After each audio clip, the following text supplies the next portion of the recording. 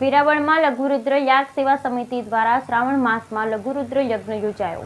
સર્વપ્રથમ આ યજ્ઞ 38 વર્ષ પહેલા 1985ની સાલમાં ભાગવતાચાર્ય પૂજ્ય રમેશભાઈ ઓઝાની ઉપસ્થિતિમાં લઘુરુદ્ર યાગનું વિવિધ પ્રમાણે વેરાવળ લઘુરુદ્ર યાજ્ઞ સેવા સમિતિ દ્વારા શ્રાવણ માસમાં લઘુરુદ્ર યાગનું ભાવભેર આયોજન કરેલ, જેમાં લઘુરુદ્ર યાજરુદ્ર ધાર્મિક આસ્થા સાથે સુંદર આયોજન કરેલ।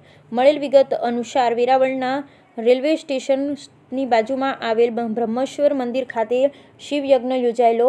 આ પ્રથમ યજ્ઞમાં ભાગવતાચાર્ય પૂજ્ય રમેશભાઈ ઓઝા પણ ઉપસ્થિત રહ્યા હતા। ત્યારથી અત્યાર સુધી આ સમિતિ દ્વારા પ્રતિ વર્ષે આ યજ્ઞનું આયોજન કરવામાં આવે છે।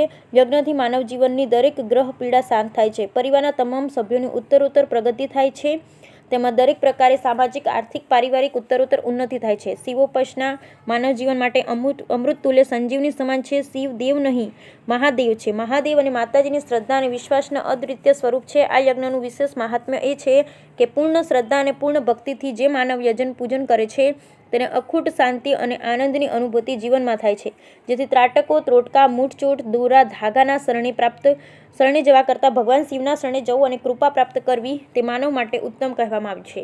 છેલ્લા 38 વર્ષથી ચાલતા યજ્ઞમાં કોઈપણ જાતનો ભેદભાવ વિના ભાવિકો હોશે ભાગ લઈ શકે છે અને લઈ રહ્યા છે। આ સમિતિના શ્રી નવનીતભાઈ ઉપાધ્યાય, ભૂપેન્દ્રભાઈ પુરોહિત, મહેશભાઈ જોશી, અશ્વિનભાઈ ઓઝા, અનિલભાઈ પુરોહિત, રમેશભાઈ જોશી, ભરતભાઈ જોશી, વિનોદભાઈ પાઠક, વિનુભાઈ ઉપાધ્યાય સહિતના મિત્રો પૂર્ણ શ્રદ્ધા અને ભક્તિથી પોતાની સનિષ્ઠ સેવાઓ આપી રહ્યા છે તથા સંસ્કૃત ભાષાના પંડિત શ્રી ભાસ્કરભાઈ જોશી સંપૂર્ણ શાસ્ત્રોક્ત વિધિ પ્રમાણે આ યજ્ઞના આચાર્ય તરીકે છેલ્લા 38 વર્ષથી પોતાની માનદ સેવાઓ આપી રહ્યા છે। ભારતીય સંસ્કૃતિ જે સનાતન સંસ્કૃતિ છે તેના બતાવેલા માર્ગ પ્રમાણે માનવે ચાલવું આ સંસારમાં બહુ જરૂરી છે। બ્યુરો રિપોર્ટ સુની યોગેશભાઈ, પ્રભુદાસ સતીકુંવર, વેરાવળ। સોમનાથ, હું મહેશભાઈ જોશી, લઘુરુદ્ર યાગ સેવા સમિતિનો પણ હું એક સભ્ય છું। હમણાં આપણા આચાર્ય શ્રી ભાસ્કરભાઈ જોશીએ કહ્યું તેમ છેલ્લા 38-39 વર્ષથી આ સેવા પ્રવૃત્તિ ચાલે છે।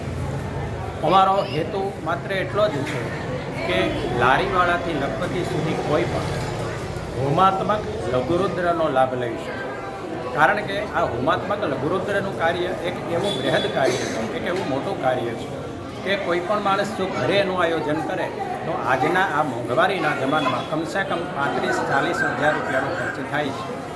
અમારી સેવા સમિતિના તમામ સભ્યો જાતે આના માટે પરિશ્રમ કરે છે, મહેનત કરે છે, અથાગ જહેમત ઉઠાવે છે અને દરેક યજમાનોને માત્ર ટોકન ચાર્જ કહી શકાય એવા 5,500 રૂપિયામાં કે યજમાને ઘરેથી કંઈ પણ લઈને આવવાનું રહેતું નથી, માત્ર પૂજાના પાત્રો સિવાય કોઈ પણ વસ્તુ લઈને આવવાનું રહેતું નથી। તમામ વસ્તુ છેલ્લા લગભગ 39 વર્ષથી બ્રહ્મ સમાજ દ્વારા વેરાવળના રેલવે સ્ટેશન પાસે આવેલ લઘુરુદ્ર યાગ સેવા સમિતિનું આયોજન બ્રહ્મકુંડ મંદિરમાં થાય છે।